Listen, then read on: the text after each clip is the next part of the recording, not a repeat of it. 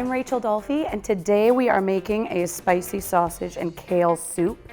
Super hearty, luscious, perfect for a weekend meal. It's gonna be amazing. Y'all are gonna love it. Let's get started. So first things first, I'm going to heat the oil in a large Dutch oven on medium-high heat.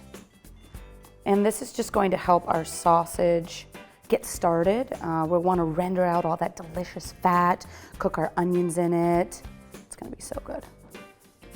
So I'm using hot Italian sausage. If you don't like things super spicy, you can use sweet Italian sausage. You could do chorizo if you have that laying around. You could also do like crumbled seitan if you want to keep it vegetarian. But I'm just gonna split these casings open so I can get all the meat out.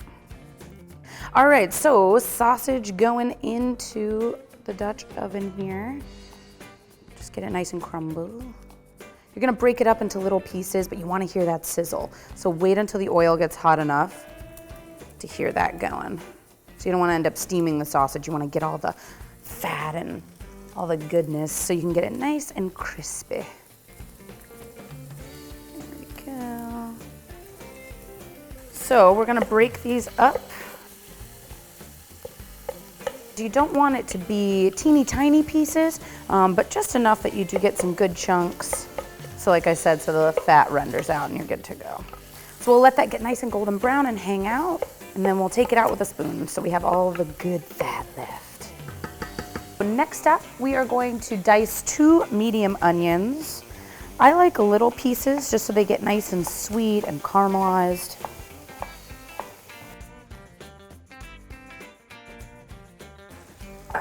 Ooh, getting nice and brown. Next up, we're going to mince 4 cloves of garlic. I am Italian, so I love garlic. Not that you have to be Italian to love it, but I like a lot. So 4 cloves of garlic go in there. Give it a nice mince. Again, you don't want, this is gonna be braising, so really live your best life, do whatever you'd like, but I like a nice mince. I like little pieces of garlic in there. Little pieces and a lot of garlic. So we're gonna take our sausage out, and you kind of want to shake it a little bit so you get all that fat into the pan rather than in your bowl that you're transferring it in.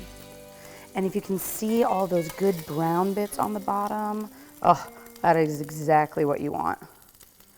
And that right there is called fond, as in I am fond of you. Very fond.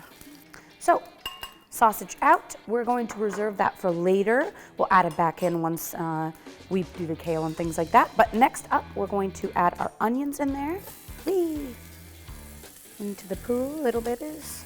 We are going to add some salt to our onions, and that's just gonna help draw all the moisture out, just so the onions sweat down, get a nice light golden brown to them. If you don't have enough fat in your pan from the sausage, you can absolutely add a little olive oil if you need it, but mine definitely had enough. So I'm gonna let these go for a couple of minutes.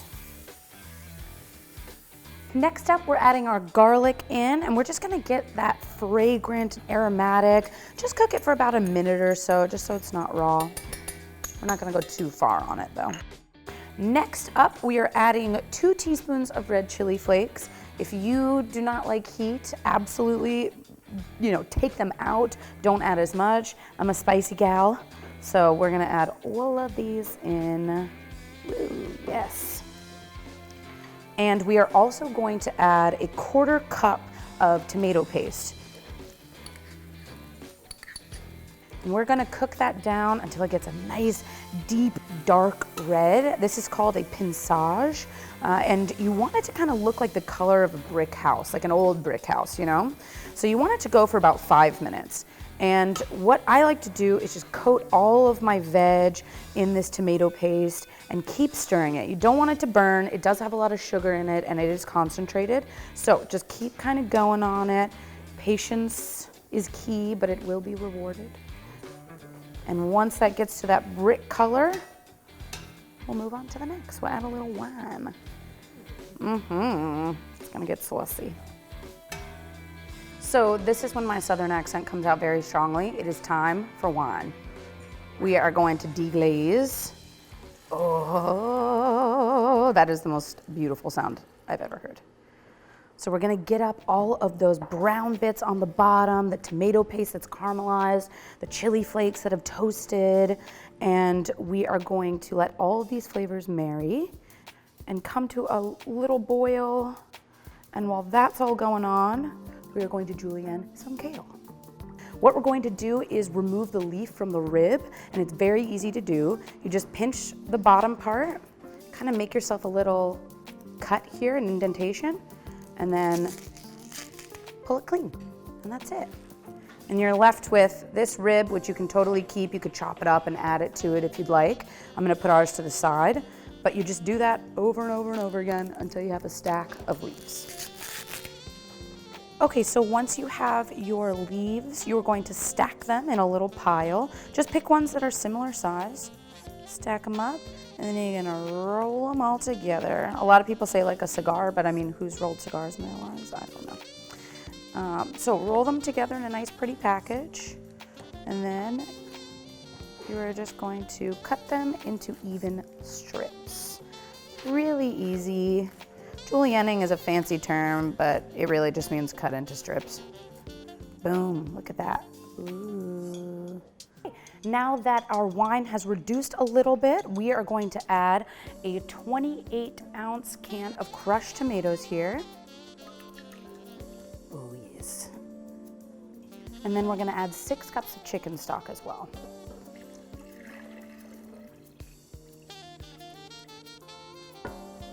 I'm also going to add a little bit of honey to this, 2 tablespoons, and that's gonna help just calm down the acid in the tomatoes, the red wine, just give it a touch of sweetness and a little bit of balance as well. And we're gonna let this come to a boil, and then as soon as it does, we're going to add our sausage and our kale back in so it gets nice and stewed and braisy and delicious. So pretty cooking. Okay, next up, we are going to add the sausage back in because we got a nice boil going. We're gonna make it rain kale. La, la, la, la. Oh my gosh, that's gotta be one of my favorite things to do. Oh, gorgeous. So we're gonna give this a stir to incorporate it, and then we're gonna cook it for about 45 minutes. It's gonna be medium heat until the kale gets nice and tender and soft and delicious. Add a little salt and some freshly cracked black pepper as well. Good to go, we'll see you in 45. Okay, pasta's going in.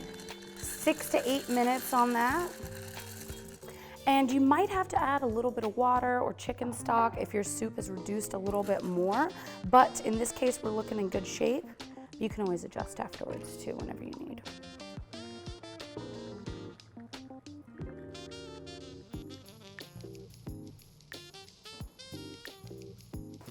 Cheese grating time. All of the cheese. Okay, let's give it a try. Oh my God, it's so good. The kale just melts in your mouth. It had a nice punchy kick from the red chili flakes. The wine is cooked down. Tomato paste is super sweet. And then you get the salty Parmesan on top. It is absolutely amazing, especially for a cold, dreary day like today in New York, and I'm going to devour this entire bowl. If y'all would like to make it as well, you can find this recipe at thefeedfeed.com. Let me know if you make it. I hope y'all have a good day. Bye. And thanks to GE for outfitting Feedfeed Brooklyn with their GE Profile Smart Appliances.